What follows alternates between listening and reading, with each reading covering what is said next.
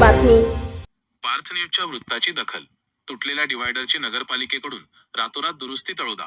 प्रतिनिधी. तळोदा शहरातील बोंसाली प्लाझा परिसरात गांधी ब्रदर्स दुकानासमोरील तुटलेल्या डिव्हायडरबाबत जुलै 31 रोजी पार्थ न्यूजच्या युट्यूब चॅनलवर वृत्त प्रसिद्ध करण्यात आले होते.